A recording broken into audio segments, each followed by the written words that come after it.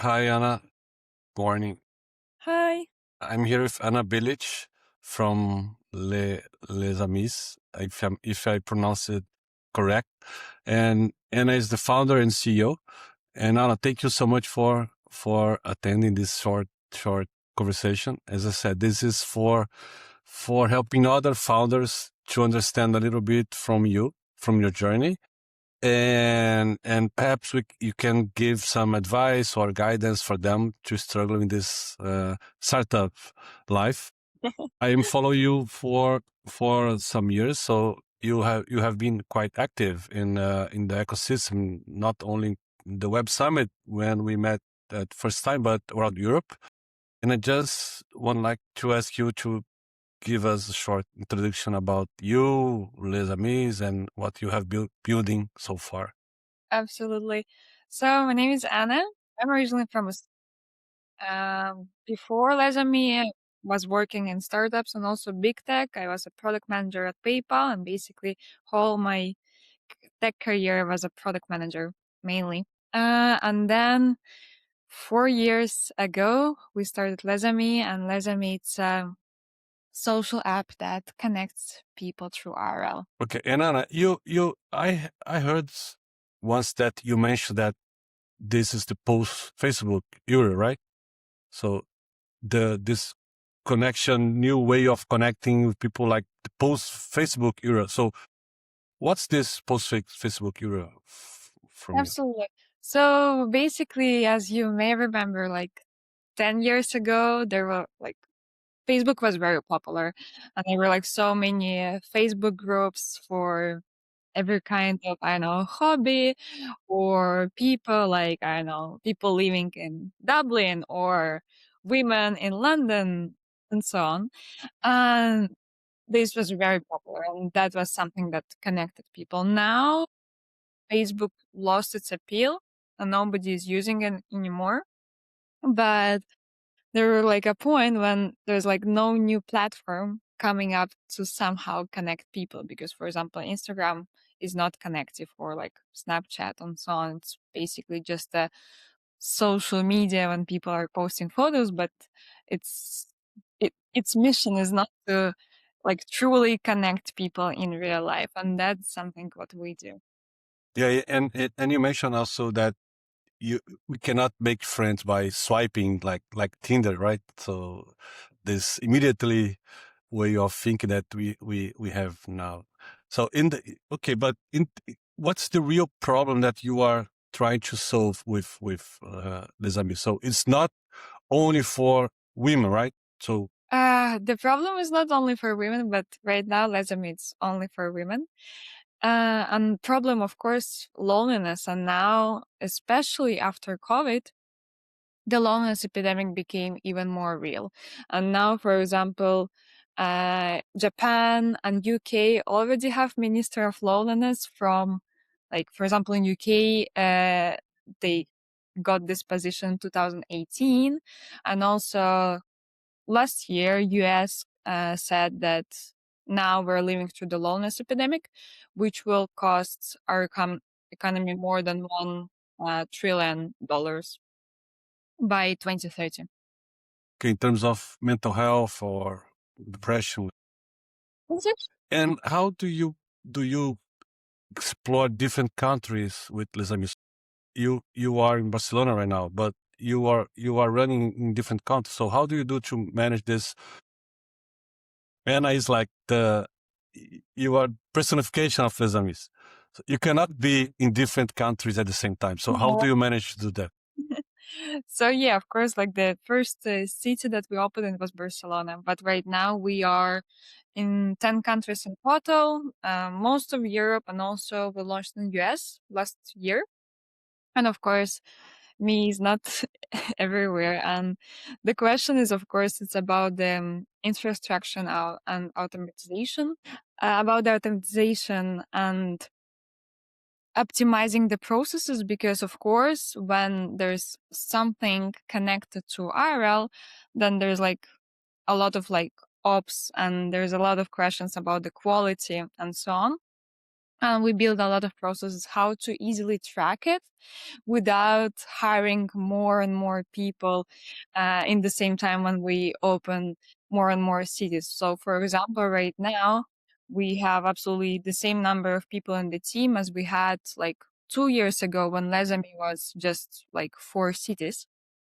But we still managed to cover everything with the same headcount because we automated, optimized everything that we could. So everything like runs very smoothly, and basically team receives notification only when something is needed. So we don't need to like track everything because everything is automated. And how's the revenue stream of Les Amis? How do you make money out of the product? There are two ways. So the first, B2C, it's a subscription model. And the second is B2B. It's basically the revenue from the contracts that we're getting. Okay, good. And coming back for that, the gender founder role that we spoke, and what kind of challenges did you experience in this journey so far, being a woman founder? Oh, that's actually a really hard question. And I think like when you're a female founder, then people unfortunately don't really take you seriously at all. Especially in the beginning when you start, I would say the first 2 years were like the hardest about like talking with like big people or like the tech people in general. And basically like in 2 years, I mean, in my case, in 2 years, when we had like the strong IRR, retention, real life connection metrics, then the tone absolutely shifted, even though like same Okay. founder, but different numbers. So the experience taught me, I would say, two things. First, as a woman founder, you need to like sharper proof earlier and like showing the numbers and showing like what exactly your product does. And second, numbers are the most efficient bias dissolver in a room. I would say that's the main thing what I definitely noticed during my female founder journey. And you have investors and or bootstrap so far? We do have investors, but mainly we're bootstrapping. Okay, yeah, I'm asking because there are some investors or funds that are trying to prioritize like female founders or co-founders, like with women on board. So have you met some of them, or do you see this actually working in Europe, like female founders driven investors? It is a hard question. So of course, yeah, I met a lot of them, um, but I don't really believe in it. Okay. Yeah, it's just more like telling a story, but in practical ways, it's not like it should be, right? Exactly. So I think there's still a very big gap in terms of like like fundraising, investing in female founders, and there still should be a lot of work done. Yeah, I see. And you are also a speaker, right? So you did something about that, like not only in big stages like Web Summit, but for companies as well. So in this kind of side quest, what do you like to share? Like your personal challenges, your personal story, or you like to teach something for people? What's your approach in that? Sure. So yeah, that's absolutely right. I got invited to many big companies like, for example, Google, Factorial, N26, and so on. And there usually I tell about my journey, and that's basically what companies are requesting because I have experience like working in a startups, working in a big tech, and after that, creating my own venture. And there I talk about the journey itself, what was like the hardest part, what was like the coolest parts of it, and basically like what is the backstage of building the company. But what is truly special for me at all these talks, so usually my talk is like 1 hour, but then somehow the Q&A lasts like 1.5 hours long because people actually have so many questions about like how come, how, like, for people mostly interested in how you decide to actually finally quit the big tech, kind of say bye to salary and like everything, and just go to build something that you even don't know will it work or not. And what's your answer for that? So your main, so I see that you felt that problem yourself, I imagine. So Yeah. that was the first motivation for you. So to solve a problem that you felt by yourself. Yeah, that's exactly because I moved countries twice, first to Dublin to join PayPal as a product manager and then to Barcelona. Both times felt incredibly lonely. And even though I thought that it's easy to find friends in the city and expand social circle, in reality, actually, it's not. And I tried all the platforms existed at that moment, like, for example, Meetup, Bumble BFF, even Facebook groups, even though they were dying, but I was still trying. Nothing worked, and that's why we created Lesami. But what I always tell in these talks is that always try to keep your job until the very last moment to truly check that your hypothesis is working. Do like the interview with like possible customers and not friends, but actually just a random people, and use like the mom's test method, not just asking like, would you use this app? Of course they will say yes, but actually you need to understand how they like now basically solving this question, this problem of finding friends, for example. And only then, when you feel that you can't manage two jobs in the same moment, basically your um, employer plus your startup, and you see that there is some traction and there is some interest, then only then you can try and like quit your job and do your venture. But there's definitely no sense to leave the job and only then starting to create something, because you never know when you will get like the first payment or even something, the first traction. There's like no guarantee that you even get it within the first year. There are like so many startups that had like 2 years without any traction. So Yeah, and for you, what were that moment, that turning point that you said, okay, now I can be fully dedicated to Les Amis? What was that specific moment for you? so I was able to combine two jobs for 4 months. And actually within 4 months, the first 4 months of Lesami, we managed to do a lot of things. So basically at that time, we already had social media, we had website. We started to build like the small MVP of the app, which was like very simple. And we already had over like 50 IRL events at that time. And already we had at that moment 2 months of like subscription model working. And then we just understood that there's like a huge interest and there's like so much potential, because every month we were like literally getting more and more customers coming. And when it was already a point when I felt that I'm not really delivering at my job anymore, Okay. of course, I didn't want to continue to like giving a bad outcomes, then I left. Yeah, it's a tough decision. Like it's a leap of faith somehow. Yeah, Absolutely. Yeah. and yeah, interesting that I when I have spoke with some female founders or even female in this startup ecosystem, not founders yet, but they are sometimes I heard about solutions for women tackling security or safety for you, like women uh, that like to travel alone. It's Mm. hard, it's not safe, so it's a kind of there is a gap in this in this area, providing more security for women for different activities. But you did not mention security so far or safety.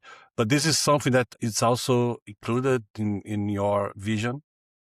I mean, it's actually the base of Les Amis Okay. because what we wanted to create is creating this safe space for women. And because of that, it's women only, since we all know when, for example, I'm building the friendship app. And we all know when the app is mixed gender, even though you say that this meeting is like friendship only, Okay. unfortunately, people are coming with different intentions.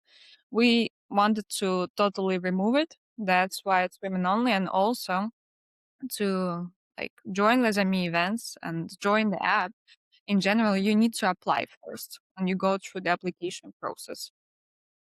Which also gives like security to all other people who are already in the app.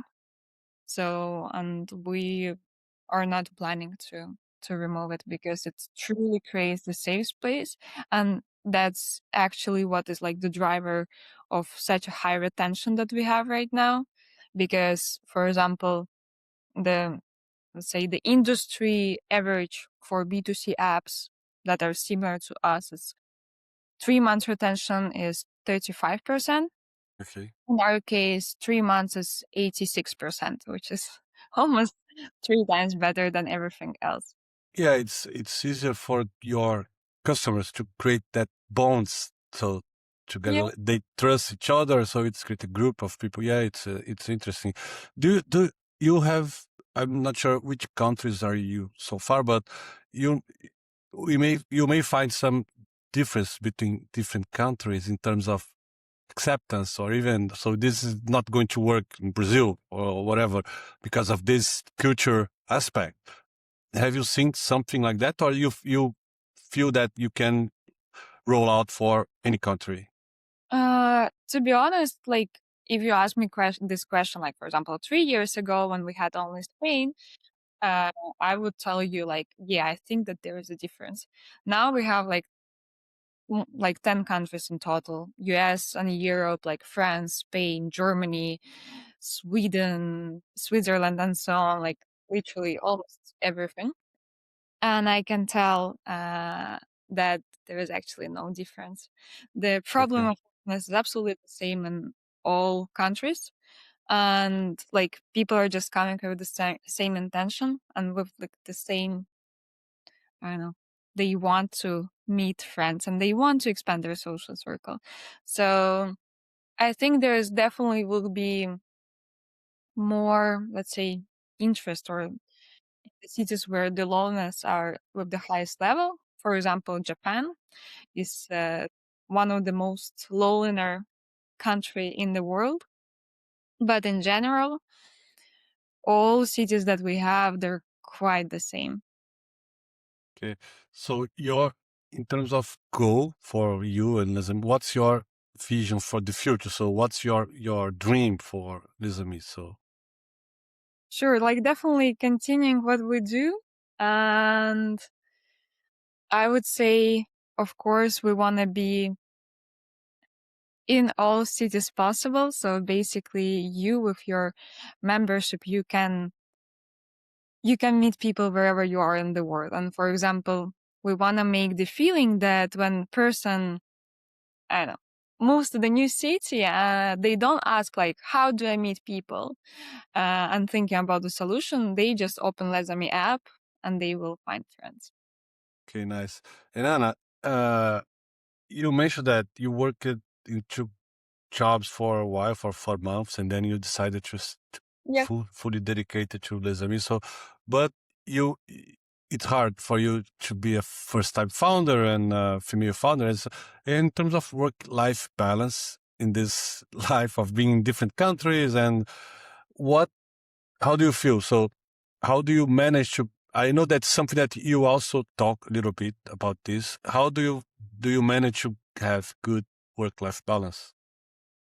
To be honest, that balance doesn't exist at Okay. all. And I always tell that if you are in your, let's say, ambitious mode and you want to, I don't know, get all the promotions in the company, or you want to be the founder, scale it as much as possible, also in the same time delivering the best possible quality, you working all the time. Absolutely. So unfortunately, I can't tell here like, oh, here's the magic solution and that will solve all your problems. And then you'll be the founder and also working 9 to 5 and enjoying your weekends. No, it's truly doesn't exist. In the beginning, balance means like working all the time without weekends, holidays, or vacations, because we needed to understand as soon as possible if this idea is working or not. Now I can say that balance means kind of sustainability. And if the founder burns out, then unfortunately, also like the culture in the company rots. And it's not actually about hours and more about nervous system regulations. Mm-hmm. And I'm still working all the time. But now I understand that they're like basically seasons. There are seasons that I really need to work 24/7 and control everything and truly do the impact.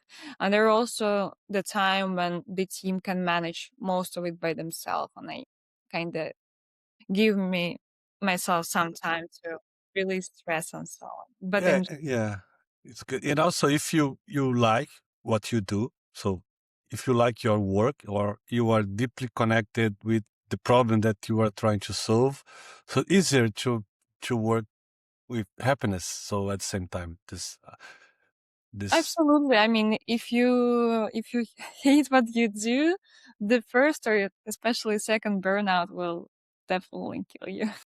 yeah. And do you speak often with new founders, new female founders, trying to ask you some advice about, I don't know, the first steps for them, or what type of advice could you give for female founders that are starting? So, do you have something that you like to share with such public?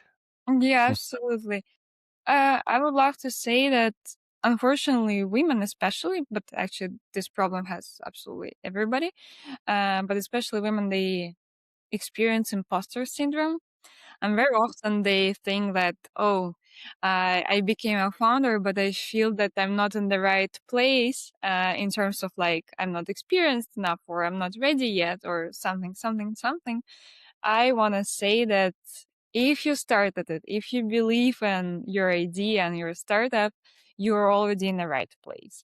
And you can be like never ready for like the, let's say, the next step until you're not trying it, because you never know like how the founder life works and how is it to be a founder. So of course you first need to try.